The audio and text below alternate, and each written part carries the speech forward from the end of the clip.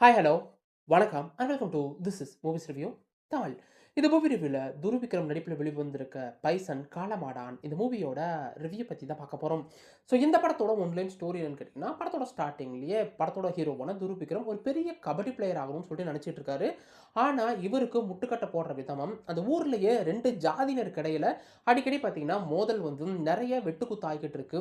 அது மட்டும் இல்லாமல் இவரோட அப்பாவான பசுபதி இவன் ஸ்டார்ட்டிங்கில் கபடின்னு சொல்லி தான் உள்ளே போவான். ஆனால் இந்த ஒரு கபடியே இவனை எங்கே கொண்டு போய் விடுன்னு சொல்லிட்டு எனக்கு தெரியும்னு சொல்லிட்டு இவரை விளையாட போகும்போதெல்லாம் அவரும் முட்டுக்கட்டை போட்டுக்கிட்டே இருக்காரு. இதற்கிடையில அமீர் குரூப்புக்கும் லால் குரூப்புக்கும் அடிக்கடி ஜாதி பிரச்சனை வந்து அந்த ஊர்ல நிறைய வெட்டுக்குத்து நடக்க, இதையெல்லாம் மீறி துருவிக்ரம் எப்படி ஒரு பெரிய கபடி பிளேயர் ஆகி நேஷனல் பிளேயர் ஆகி ஜப்பான்ல இந்தியாவுக்காக விளையாடி அர்ஜுனா பதக்கத்தை வென்றாருன்றதுதான் இந்த படத்தோட மொத்த கதையே. இந்த படம் பார்த்தீங்கன்னா based on the true story. Manathi கணேசனோட உண்மையான வாழ்க்கை வரலாறை எடுத்துக்கிட்டு அதுல தென் மாவட்டங்களில் நடக்கக்கூடிய ஒரு ஜாதி பிரச்சனையும் உள்ள வச்சு தான் மாரி செல்வராஜ் பார்த்தீங்கன்னா, இந்த படத்த எடுத்திருக்காரு. எனக்கு மாரி செல்வராஜ்ட்ட புடிச்ச விஷயம் என்னன்னு கேட்டீங்கன்னா, ரொம்ப ஜாதிய போட்டு திணிக்காம, அத வாழ்வியலோட சேர்த்து எப்படி சொல்ல வேண்டிய விஷயத்த சொல்லணுமோ, அத நீட்டாவே பிரசன்ட் பண்ணுவாரு.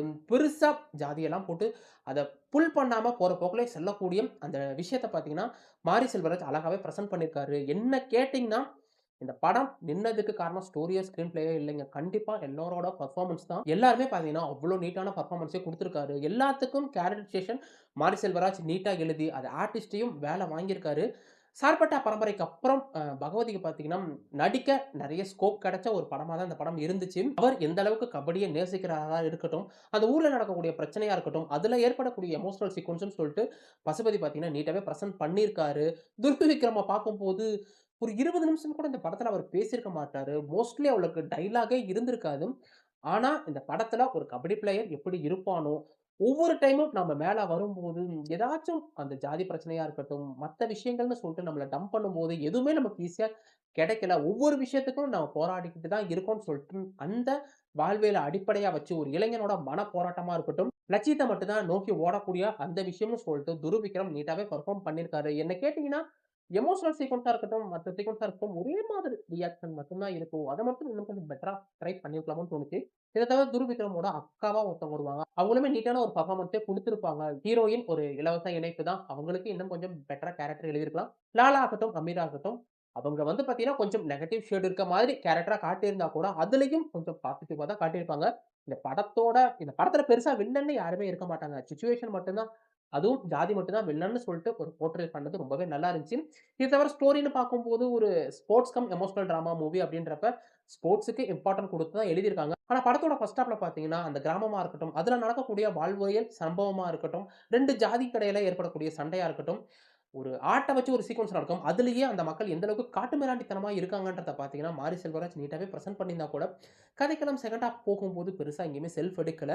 நம்ம துருவிக்ரம் எப்படி பெரிய ஆளாகி நேஷனல் பிளேயரா ஆகுறாருன்றது மட்டுமே இருந்தனால, நெறைய சீக்வென்ஸ் ரிப்பீட் ஆன மாதிரி கொஞ்சம் இருந்துச்சு. அத மட்டும் இன்னும் கொஞ்சம் ப்ராப்பரா பண்ணியிருந்தாலே, இந்த படம் இன்னுமுமே பெட்டரா இருந்திருக்கும். ஸோ வாய்ப்பு கிடைச்சா இந்த படத்த ஒன் டைமாச்சும் வாட்ச் பண்ணி பாருங்க. படத்துல பெருசா அடல்ட் கன்டென்ட் எதுவும் இல்லன்னா கூட, ரத்தம் தெறிக்கக்கூடிய நெறைய காட்சிகள் இருக்கு. இத மட்டும் மைண்ட்ல வச்சுக்கிட்டு இந்த படத்த பாருங்க.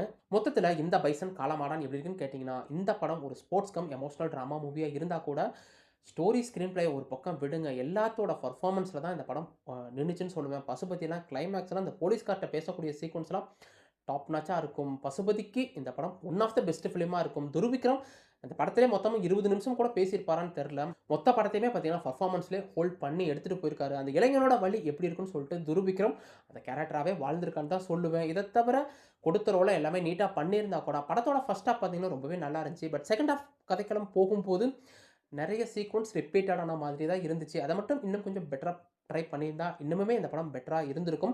மாரி செல்வராஜ பொறுத்தவரைக்கும் ஜாதின்னு போட்டு ரொம்ப திணிக்க மாட்டாரு. வாழ்வியல் சம்மந்தப்பட்ட விஷயத்துல ஜாதி எந்த அளவுக்கு டாமினேட்டா இருக்குன்றத பார்த்தீங்கன்னா, அழகாவே கன்வே பண்ணியிருக்காரு. என்ன கேட்டீங்கன்னா, இந்த படம் மாரி செல்வராஜோட one of the best film தான் சொல்லுவேன். வாய்ப்பு கிடைச்சா அந்த படத்த ஒன் டைமாச்சும் வாட்ச் பண்ணி பாருங்க. படத்துல பெருசா அடல்ட் கன்டென்ட் எதுவும் இல்லன்னா கூட ரத்தம் தெறிக்கக்கூடிய சில சீக்வென்ஸ் இருக்கு. இத மட்டும் மைண்ட்ல வச்சுக்கிட்டு இந்த படத்த பாருங்க. நீங்க கொடுக்கக்கூடிய அந்த 2 1/4 மணி நேரத்துக்கு கண்டிப்பா வொர்த்தபிளா இருக்கும்ன்றதுல எந்த ஒரு சந்தேகமும் இல்ல.